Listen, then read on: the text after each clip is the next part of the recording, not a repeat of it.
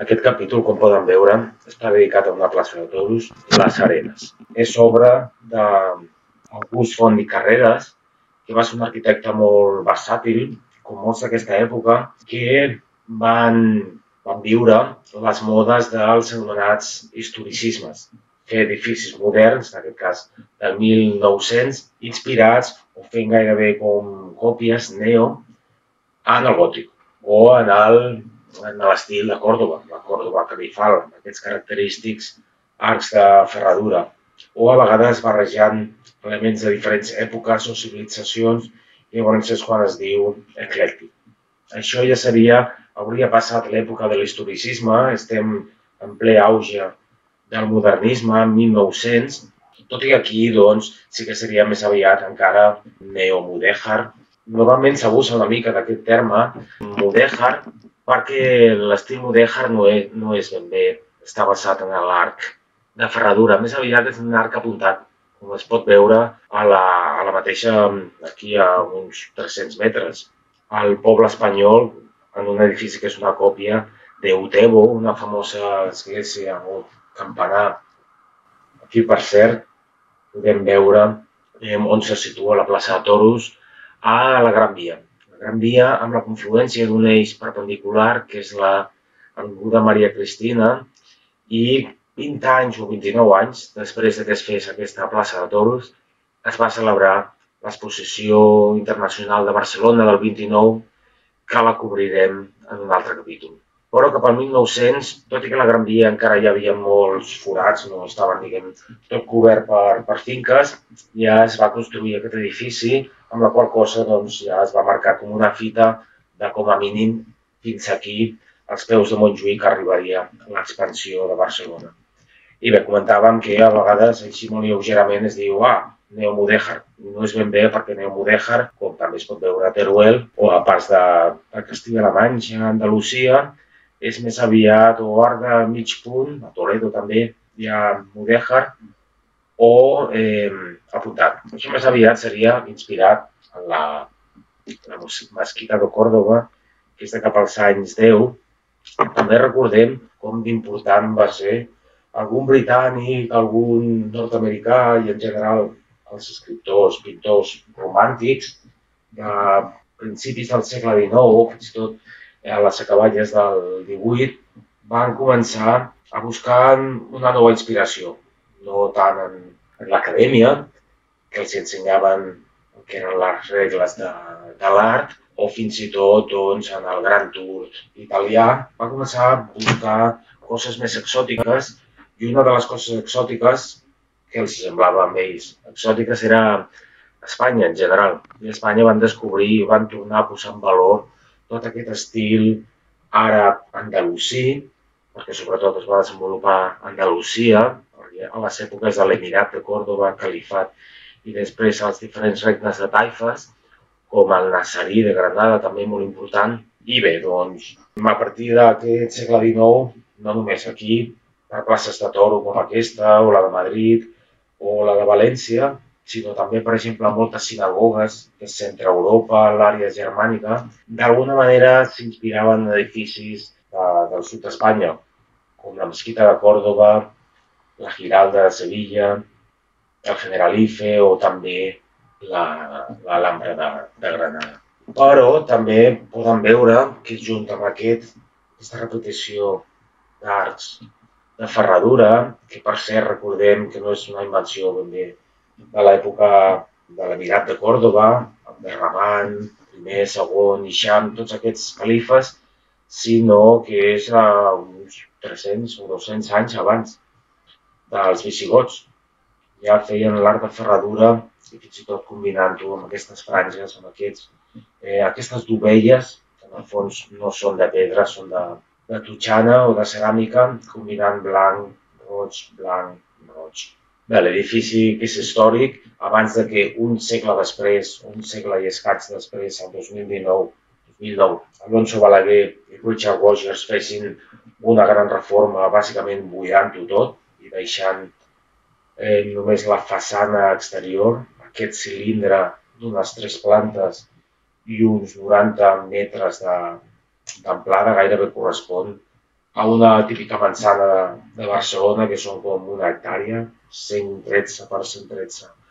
metres, es va buidar i també es va cobrir. I es van guanyar, va treure l'arena central, es van treure les graderies i també es van guanyar com 3 plantes inferiors, però el que és l'edifici històric, com poden veure, doncs, està estructurat en l'horitzontal per 3 plantes. A la primera, un arc que va de pilar en pilar. El segon també, tot i que hi ha un petit balcó de totxana, mentre que a l'última planta hi ha un arc o 2 arcs biforats, no? Amb un pilar que permet que hi hagi dos obertures. Tot construït a l'època amb totxana i després recobert amb aquesta ceràmica vidriada, que sí que seria un dels punts que el fan relativament o un xic modernista, tot i que a l'època califal i andalusí també s'acostumava a recobrir les coses amb ceràmica, tot i que potser no tan vistós i tan tutti frutti, no? Policromat. Però, com dèiem, doncs, la gran contribució, un segle després, és que es va fer un edifici absolutament modern, aixecant el que és, bueno, buidant tot l'interior i aixecant-lo per anar excavant i fer com un gran solc que permetia tres plantes i alhora doncs, va estar com sostingut i mentrestant es anava preparant com una base aquesta mena de travesses de formigó que alhora descarreguen en pilars inclinats i alhora es va fer com dues estructures totalment separades. El que és la façana, que s'aguanta per aquests pilars inclinats, pintats de vermell, d'acer, i després tot l'interior amb un entramat ramificat de pilars grocs d'acer que a mesura que es van elevant, doncs, com si fos un sistema de braç, palma, dits i ungles llargues, doncs cada vegada es va aprimant i serveix doncs, per agafar tota la cúpula central i ara entremig doncs, per suportar les escales i els diferents com plantes que recorren no 3 plantes, sinó un total d'unes 7 plantes. Aquí podem veure com es va guanyar més espai i alhora es va connectar amb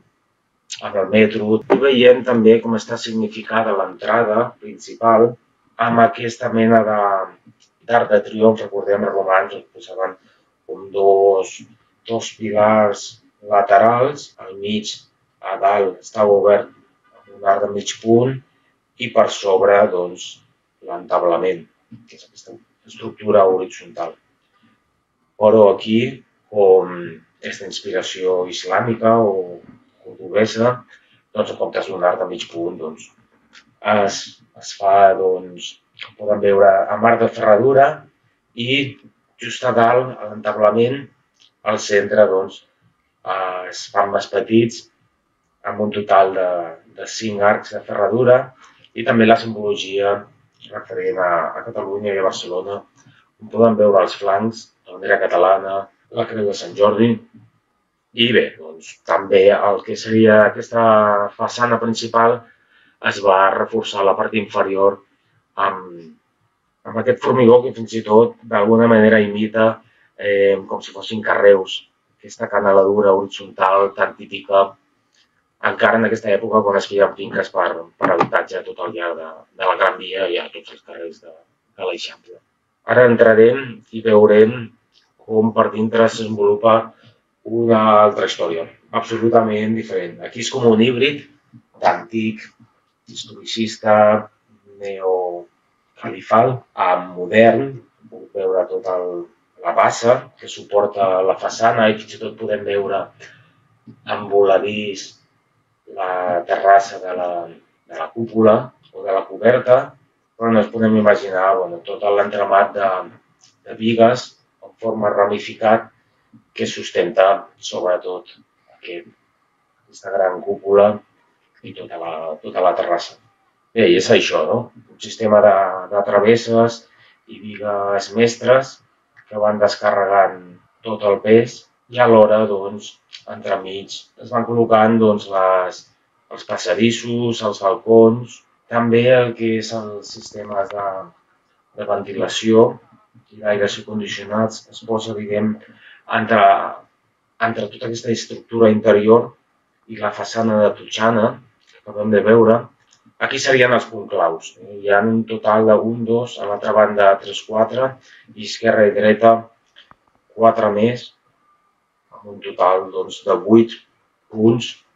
que recullen tot el que és, sobretot del que seria la planta superior, tot degudament cargolat entre les travesses i alhora doncs, el pilar que descarrega en aquesta mena de base. Els pilars, alguns d'ells, són com de planta cilíndrica, que té l'esquerra més prim, mentre que d'altres són de planta el·líptica. És un edifici que combina la llum natural exterior, que ve de la planta baixa, però també de les plantes superiors. En algunes ocasions, alguns dels espais, sobretot els que corresponen a aquestes estructures d'acer inoxidable que agafen el pes com dels 4 punts cardinals, de 4 punts, encara que no corresponguin als punts cardinals, com de 4 punts d'una creu, i alhora, doncs, amb una ramificació es va recollint el pes de les diferents zones. També hi ha llum cenital, podem veure, del que és la coberta com carboidal, no és ben bé com de mitja taronja, sinó que està rebaixada. Això seria com el sòl de la coberta superior, que també és un dels grans espais doncs, que es va guanyar. Abans doncs, tenia una capacitat d'uns 15.000 espectadors que estaven doncs, com al perímetre interior. Mentre que amb la gran reforma, a part d'un garatge i 2 plantes soterrànies, doncs es va guanyar molt més espai, en un total de 1, 2, 3, 4, 5 plantes amb cinemes de tot, gimnàs i també doncs, l'interior de la coberta i tot el perímetre, que ara veurem al final d'aquest tram d'escales mecàniques, el perímetre de la terrassa, un nou espai públic gratuït que va guanyar la ciutat de Barcelona per locals i visitants, una gran atalaya on es pot veure no només les fonts bàsiques i la zona de plaça Espanya, la Fira, Montjuïc, sinó diferents parts de Barcelona circumvalant el terrat. I aquí podem veure sempre aquesta idea com si fos una mà oberta que està suportant un cambrer que agafa un plat on porta les diferents begudes o gots, plats, sempre doncs, trobant l'angle adequat, així es descarrega de forma més òptima i es pot estalviar doncs, gran massa. No? Òbviament tot això es podria haver fet amb pilars verticals, per llavors tindrien que haver sigut més gruixuts, però sí se troba doncs, per l'angle per on descarrega totes les tensions i les pressions, doncs, d'aquesta manera es pot estalviar part de material i es guanya buit, de tal manera doncs, que visualment doncs, es guanya més camp i també per la llum, òbviament. És tota una estructura que realment no destorba gens a la vista. I bé, acabarem recordant també l'August Font, l'arquitecte que va fer la façana exterior, com també va ser l'arquitecte que va donar una de les postals més emblemàtiques de Barcelona, que és la nova façana de la catedral, totalment neogòtica, mentre que la resta de l'edifici sí que és gòtic, del segle XIII-XIV, i també hem comentat Richard Rogers, l'arquitecte que es va associar amb un arquitecte local, Alonso Balaguer, també molt emblemàtic pel Centre Pompidou, i també cap a aquestes altures, cap a aquests anys, va fer un altre edifici d'aquests postolímpics, a l'Hotel Hesperia, també amb un disseny exterior molt brillant i ensenyant aquest formigó tan polit i una mena de cúpula també geodèsica com aquesta, tot i que en aquest cas és amb un entramat de fusta, amb la qual cosa doncs, també veiem que potser aquesta gran cúpula el va servir d'inspiració o a l'inrevés per fer després l'estructura que es posa damunt de l'hotel Hesperia. I bé, acabarem veient l'últim espai que va guanyar aquesta plaça. Abans tot això no existia. És una estructura amb voladís. Realment la façana s'acabaria aquí, amb la qual cosa, doncs, la plaça de Braus va guanyar força espai per passejar al voltant i a mà dreta, doncs, faig un entrepà aquí o faig una paella o entro al gimnàs. I bé, uns anys posteriors es va començar o es va acabar d'urbanitzar tota la plaça amb un estil força diferent, aquest historicisme medievalista i oriental, islàmic. I bé, recordar que aquest vídeo està sponsoritzat per thehangingbook.com, que poden trobar llibres sobre modernisme, però també sobre ciutats com Viena o Escòcia, diferents temes. thehangingbook.com els poden encarregar.